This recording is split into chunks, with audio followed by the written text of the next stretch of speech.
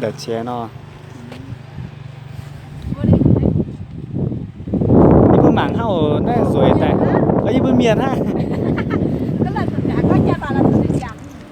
chỉ là đi bữa chứ chẳng tại thấy bữa hoa là chiều hoa tại này mảng kha mảng miền mảng rồi gì bữa mảng tăng ô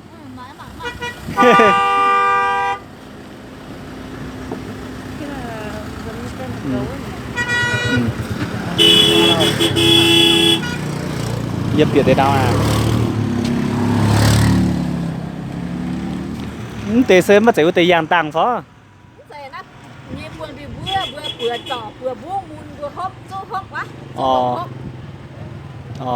như bữa hoa cắm mài nó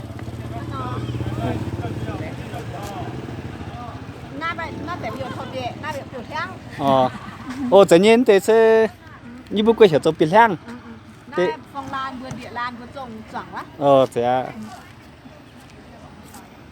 tổng quốc tế mà tiền hàng này sẽ bữa hiểu rồi giang tăng mà quên đi giang tăng chỗ nát để kháng nó giang tăng đây vừa từ mạng nhộng phê ná nhộng phê thực trồng á chỉ có sử dụng hoa Sapa bỏ thằng nọ cái đẹo cây hoa nào sân hoa vườn bắt sát được cùng á với em này mà miền Chăm như bỏ này bữa miền Chăm nào yên là buổi hoa là miền Chăm thì chết thôn miền mà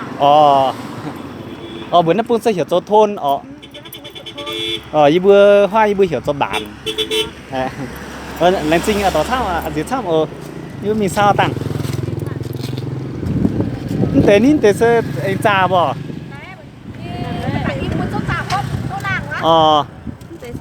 đó cần hiểu cho chè dây phải để dọc của lam á dọc của lam á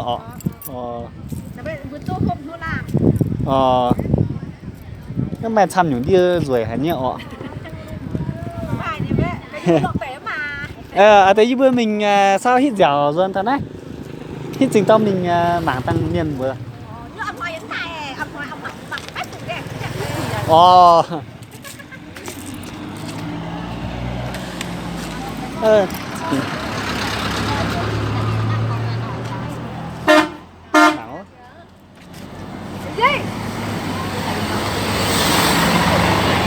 đây là tế dụ lao nhiều nhỉ dụ chăm mà vâng em xem tí rau nhiều nhỉ đẹp thế đây là kiếm nhỉ Tí ơi quay lại lên xe cả đào thế sẽ đào Sapa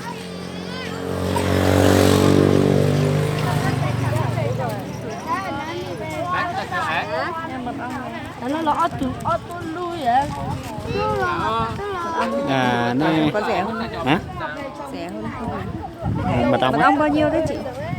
250 một chai ạ. Mua một chai đi. Cân tế chấm chân nó là bữa hít luôn. Mua một chai đi. Dạ bao nhiêu báo một chai mở hả? Vâng, hỏi xem đây đang đi chưa mang về được. Về mua xong.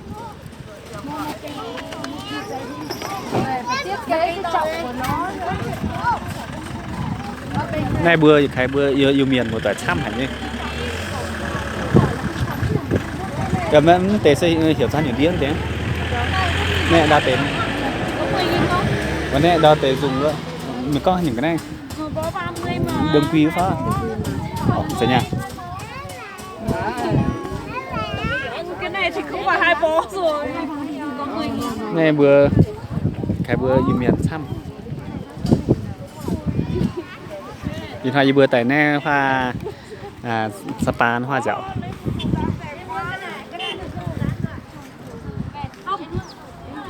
Sự kỳ ngày miền muộn này vừa hay cho nhảm cho hớp này nhỉ.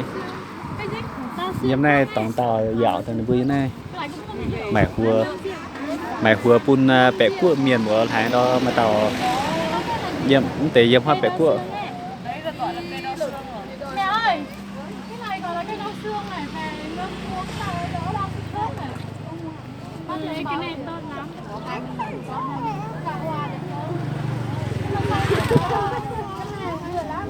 Tự dưng mình khăn.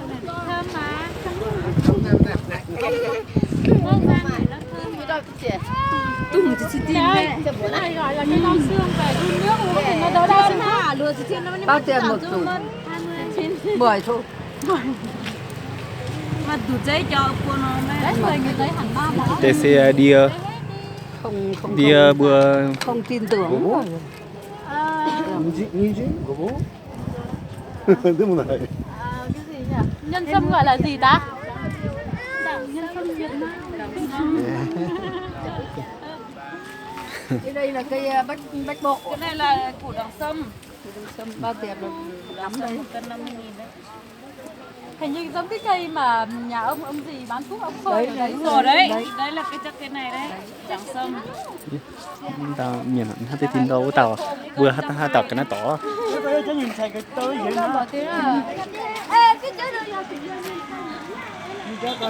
thế này luôn này nhà nó ở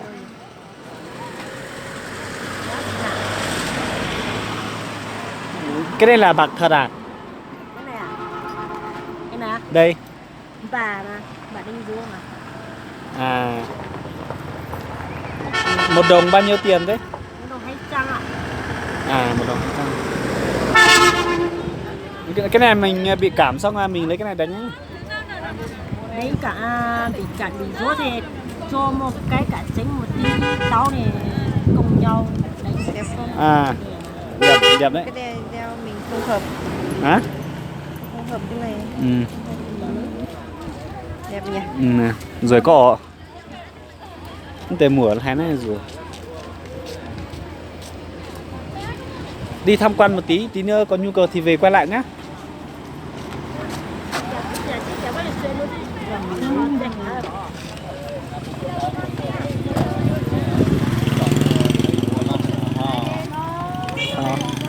Ra hôm về Đẹp. mua một con dao kia về mà thái. Đâu?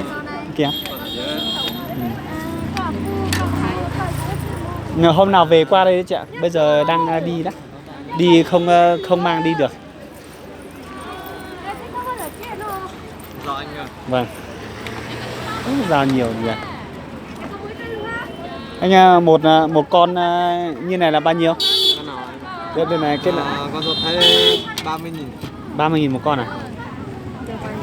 À. Mua con vịt giống ấy.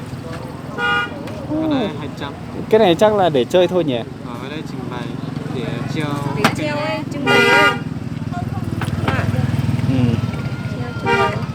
Cái này để treo trưng bày thôi nhỉ?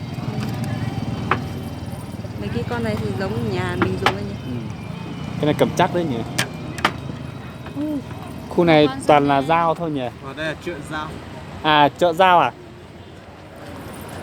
Ở bên kia là chợ váy thổ cẩm. À.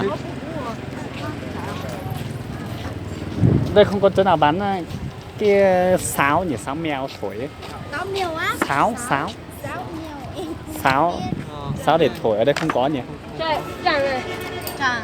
Rồi, nói cho chị đem muối. Nhiều Đấy, thật. cái sáo mèo ấy thổi ra. Vâng. Nói cho chị đem Bảo Nó thiệt thôi ạ. à có thèm thôi à? Là, nghe bảo ở đây ở Sapa có cái bán sáo à? Anh đi tìm cái quán này này. Nó thiệt không? Ở dưới quán này chắc có đấy. À, Đi tìm cái quán này chắc có. sáo mông đấy, sáo mông để Sáo mông thổi. này không có rồi. À. Gọi là đấy, cái sáo nhân dân nhạc. À. Vâng. Thôi em cảm ơn nhé. Đi xem một tí.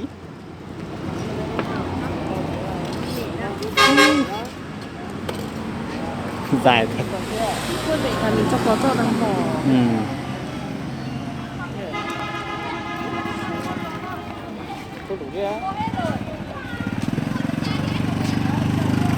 Nó sẽ hê vậy khai bữa mẹ dụ như hê dụ nó xì thăm.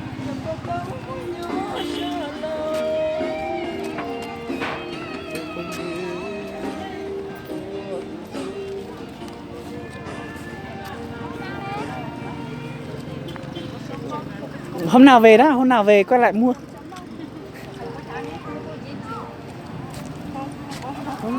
Đào này. Đây là tấm mèo non này. Đây là tấm mèo non.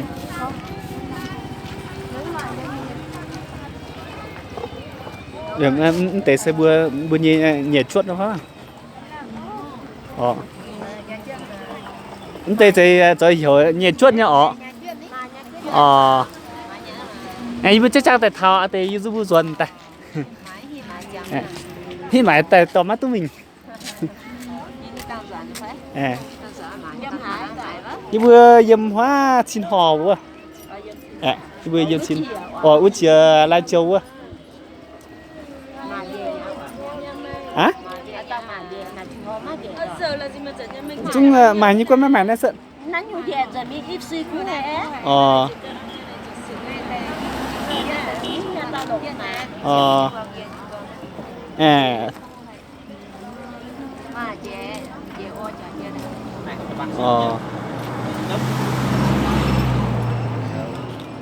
Đâu thì hang bữa yang tàng nó mất dễ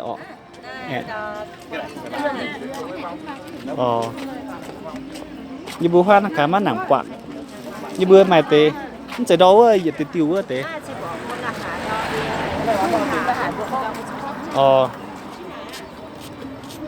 bữa miền có miền bún muôn quá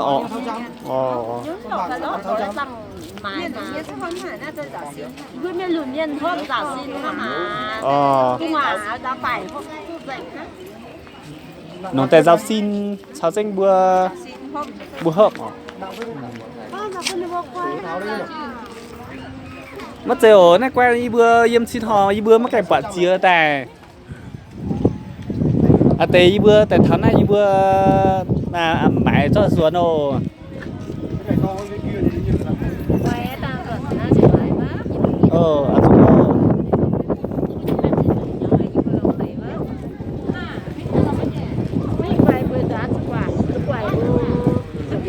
cái mất cảnh tài chỉ Sapa mất cảnh tài chỉ Sapa tại hả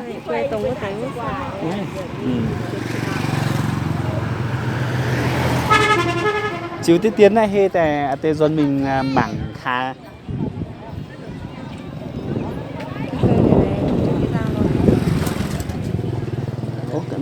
cái đây ở trên mình không có biết chưa nó bảo mua đắt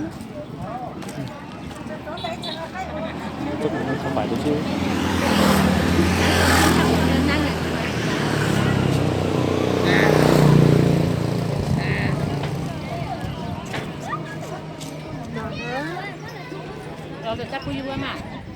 anh nhúng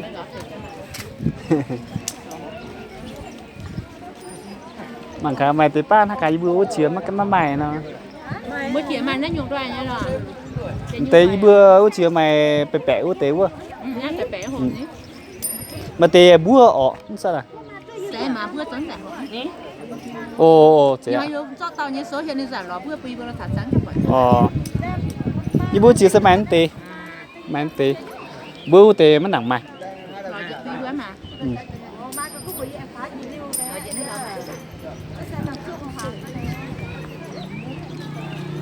bữa tập trung mà miên rồi nè miên mà nhoi bữa tao ló miên rồi nè cái con cái số nhà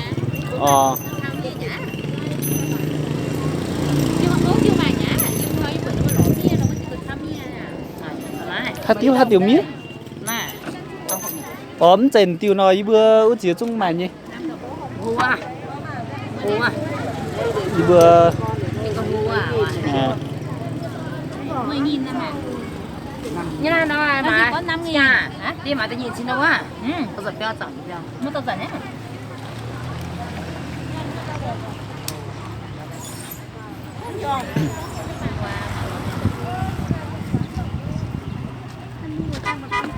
Hả? Mua 100 mặt nông á, nhà có mà. Nhà có rồi mua thêm nữa à?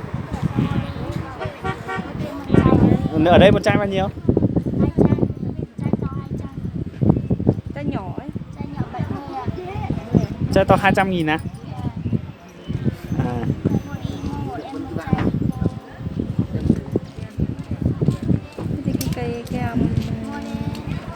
này phải được Ní ít tôi sữa. nó khoảng hết đâu nó tiêu nè có cái Ít sữa mà. Cái này có được 500 thôi. Hay là mặc cho em trai hát đồ đi có đó Đây, khoảng đây. cái chuyện bữa ăn nóng ý vừa luôn á hay là hạt tiêuมื้อนี้ฝังแหม่งว่ามื้อมิงเขาแหม่ง lại cho tại vì mà khi cho danh phẳng gấp cho phẳng thì dân mình lo cũng bữa ยี่หมักค่ะ ยี่ปวดมาเนี่ยยี่มีไงอ่ะมื้อตะปงก็ได้แบ่งนะ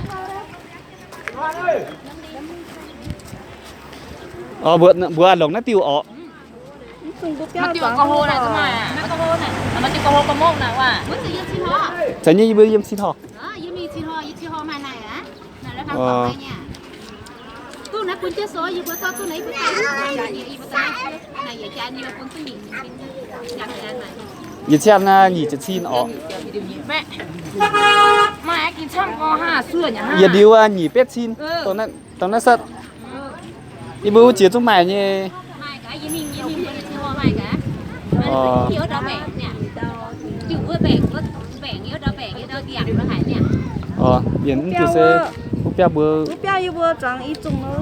như bữa chúng mày y dùng มาโหน่ะมาโหโทรลงนะโห Nhìn nha, quanh xanh cuốn tên đây đây. Cây mình đang 2 cây. y bữa mà dùng nên hát khá xuất tới biểu đó 吃不谁嘛？ ไม่เนี่ยมาคุณจะโซอีเบอร์หันมาคือตอนนี้ Mà từ đây con hô nè, nếu mà mong mà màu à, con màu nè. ไม่อยากโหจุดจุดห้านิ้วโชว์ห้าคนนอนทั้งต่อถ้ามันมาจุดก็ติวมันติวเหรอ Nên cái mang nên biển hay nên lủng nên nòng từ cái mang cổ. ที่เปิดสุดเขาให้ไหนนะที่พอนะ Nòng từ cái mang cổ như nó sẽ bể. จุดแล้วติวไอ้จุดว่าติวก็มีเสื้อตะแปงไปเขียนเดียวเอ๊ะฟังไปไหนอ่ะติวก็เขียนเอ๊ะว่าพังตัวเอ็นยาเจ้าเป็นอะไรเอ๊ะพัง Ha ไม่ vàng. ได้ไปเดี๋ยวฟังนะ video vàng đấy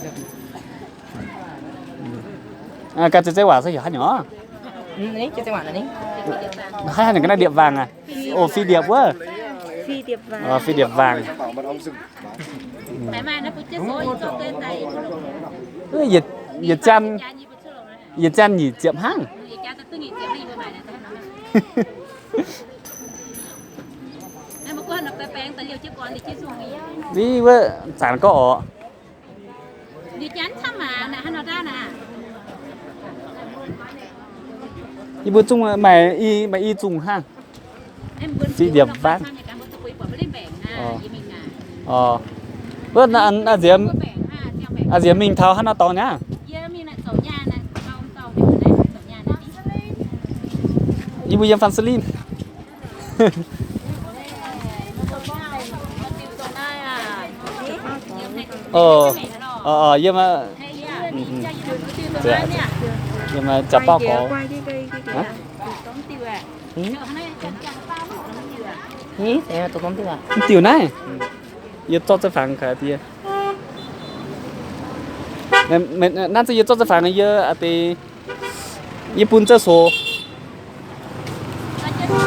ก็จะส่งประตูมาให้ยิบเบอร์ไม่ต่อที่ไอ้ยิบเบอร์เกียรติยิบเบอร์แต่ที่ตัวป่าน่าจะโซ่ à thì giờ mình lọ hả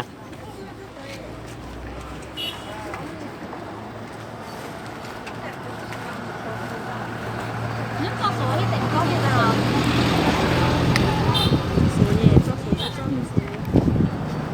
cho số xe nó sẽ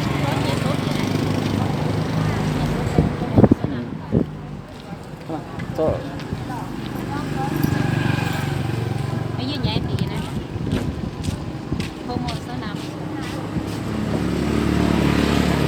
trong 1 năm tuệ โอ้โห3 8chín số khi nó sẽ chín số và là nó xuống ha 4 4 3 8 9 9 6 mấy nhảy cả nhà bị AT mai nó như vừa hiểu phút là gì hành hoa 10 giờ đấy 10 giờ đi chơi gì hả nhỏ kiểu kiểu man nè man như chưa đâu người bản khoang yếm bản khoang sẽ Man sapa của xe máy tàu. tốt nhoi của tàu cái 409 nữa này ý ba một tòa sẽ yếm bản khoang quá bớ khoang hả à tí bữa mặc hai bữa lò tôi quậy bữa hiểu Đó tức là rồi ấy giới thiệu ấy vừa thứ cơ hẳn mà gì ấy vừa ta nát chưa chăm chăm đây vừa phải vừa quay tao lục cái tiền đi buồn rồi đi về đi thôi.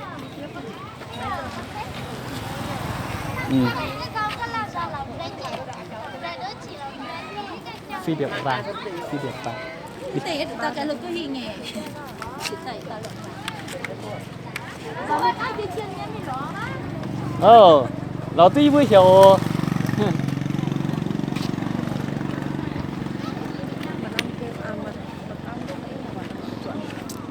thìถ้าเราตียี่สิบมันก็พูดเหมือนหมามามันต้องซื้อดาวซื้อมาให้แต่มันต้อง